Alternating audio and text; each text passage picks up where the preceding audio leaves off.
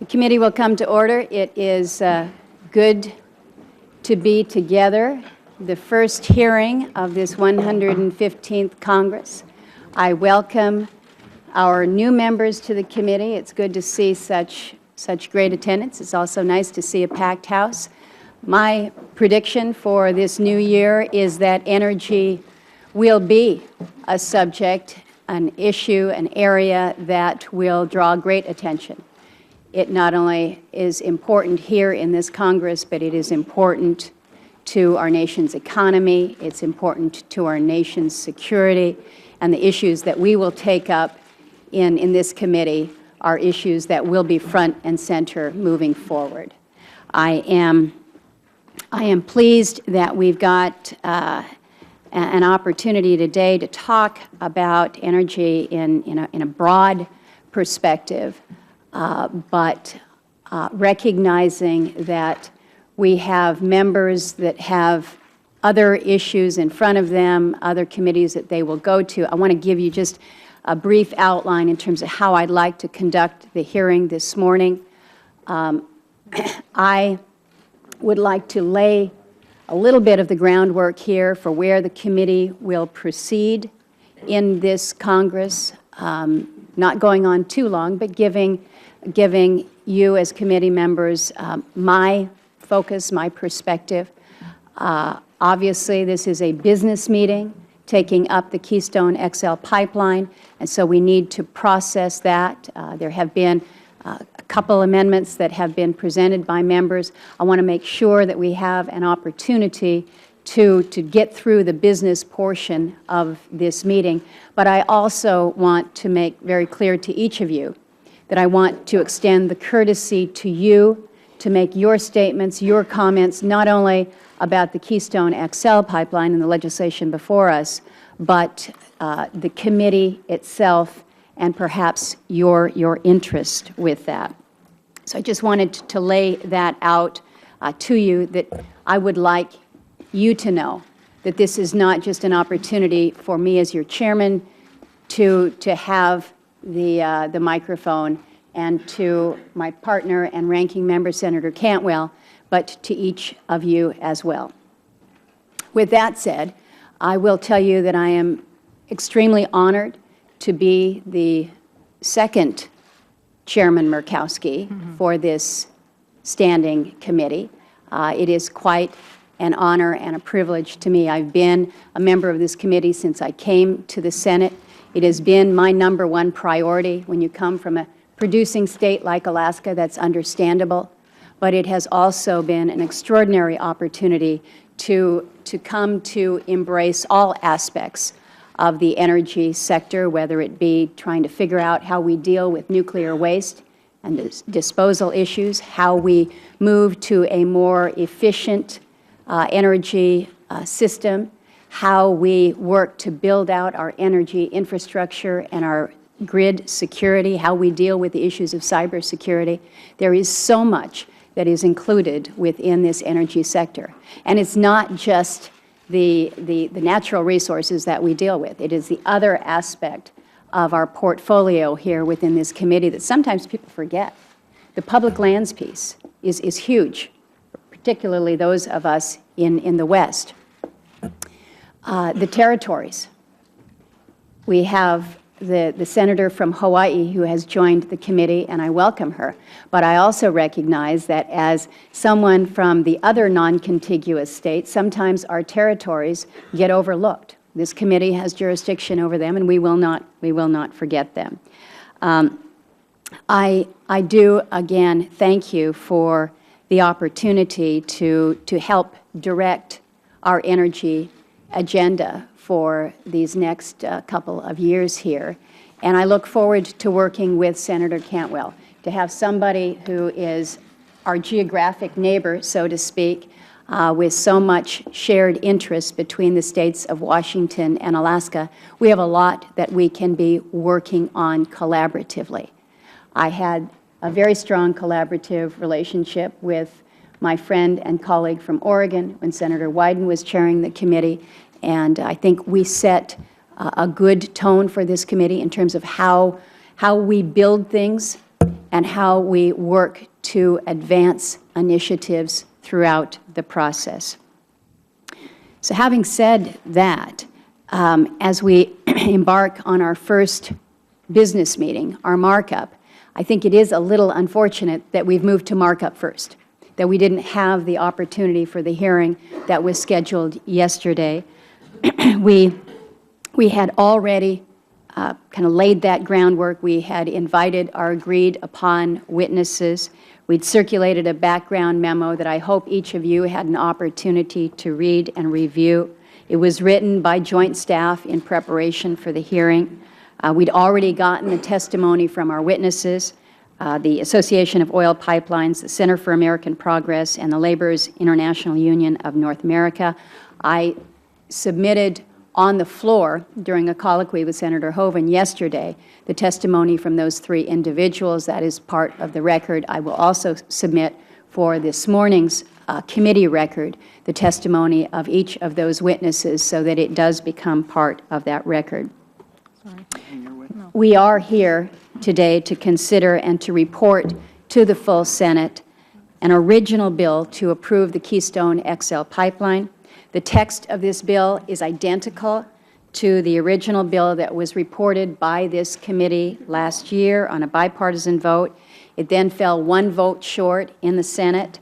I think it's fair to say that the world, the country, but also the world is watching the United States to see if we are ready to lead on as a global energy superpower, which I think we recognize we have become. We certainly are viewed in the eyes of many outside this country. And an energy superpower that respects its neighbors and the trade with its allies, builds the necessary infrastructure such as a pipeline. And I think that the Congress is ready. I think we're ready to send this signal on a bipartisan manner in a way that's strong. I think the American people are ready, but we continue to be blocked by this administration. There is already a veto threat out there, but I don't think that that threat should deter us from our initiative, both as a committee, as a Senate, and really as a Congress. But this long-delayed Keystone XL project is far from being the only energy-related issue that demands our attention today. In my state of Alaska, we've got a considerable oil pipeline, an 800-mile pipeline that's been around for about 35, 40-plus years. It's surrounded by literally billions of untapped oil on federal lands and out in our federal waters. But we appear to be butting heads with the federal government at every step, at every turn, limiting our ability to bring on new production. And what we have seen within that pipeline is that the flow, the throughput has declined dramatically. We're less than half full in that Trans-Alaska pipeline. It's costing us jobs.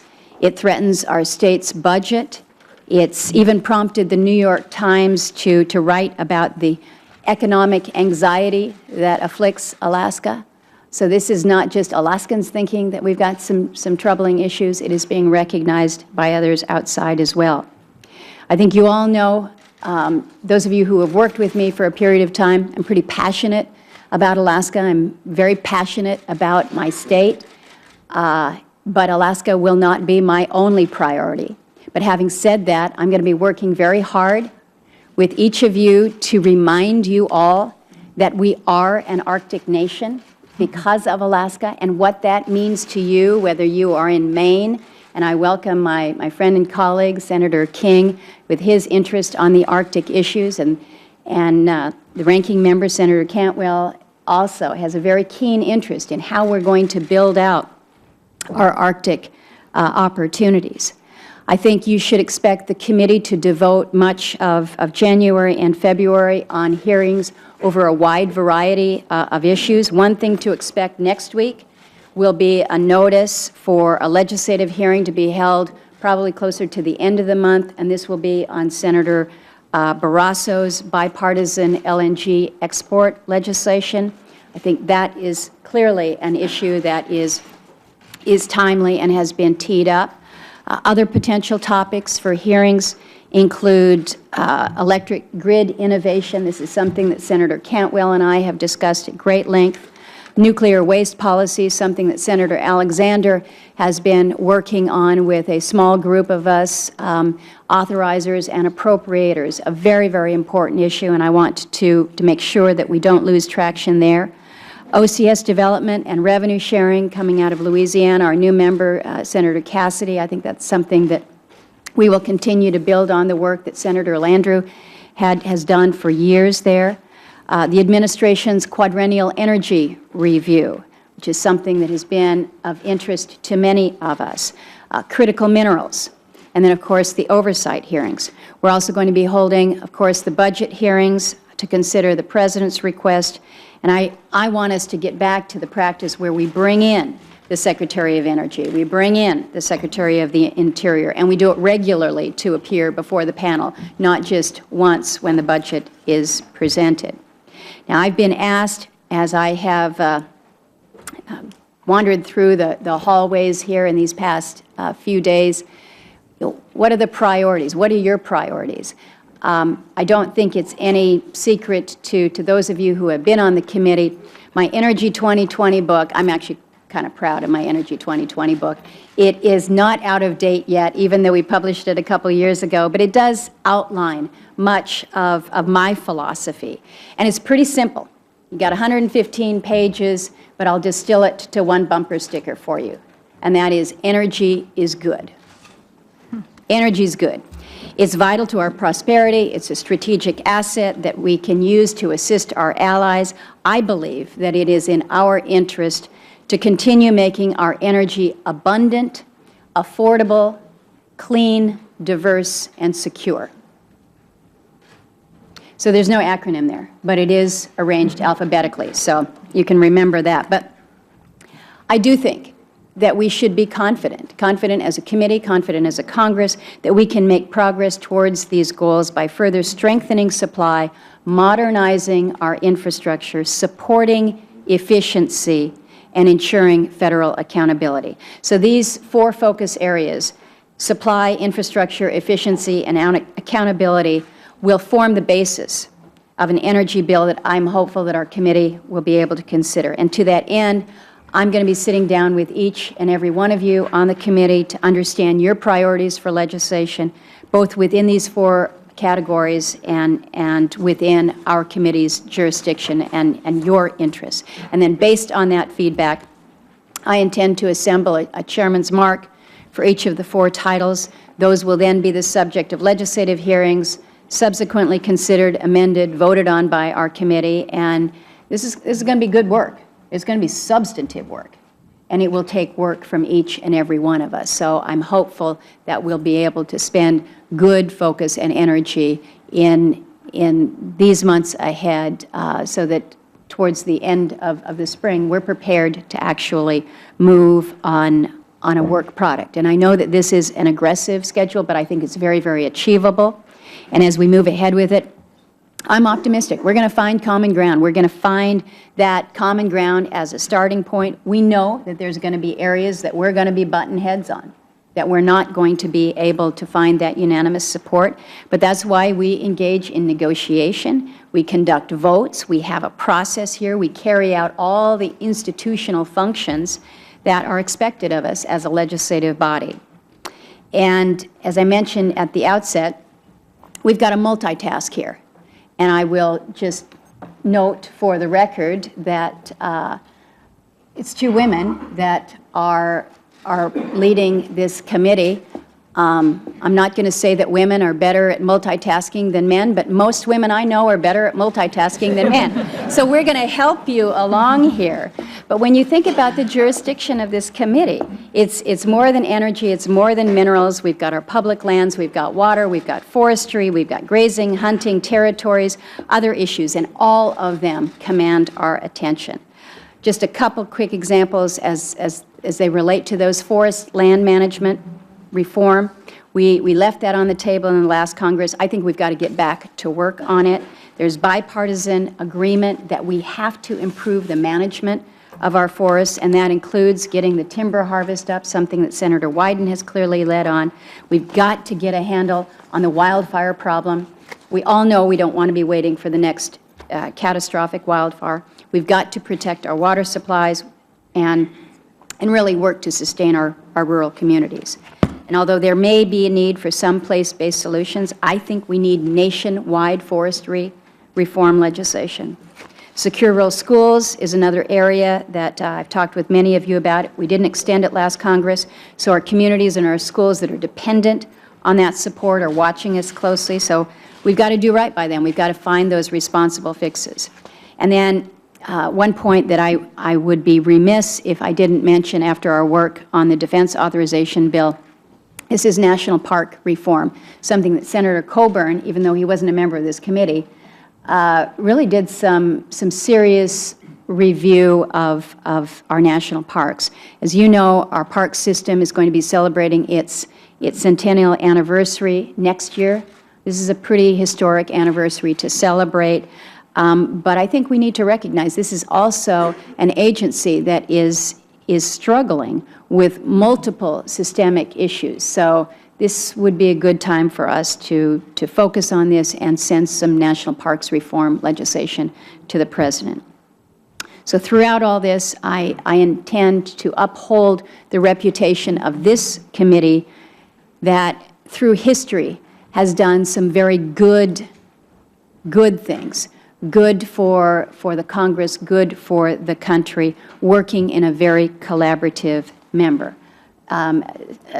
Our ranking member, Senator Cantwell, and I think, agree that there are good opportunities for us to be engaging in productive work product that will make a difference for the long term.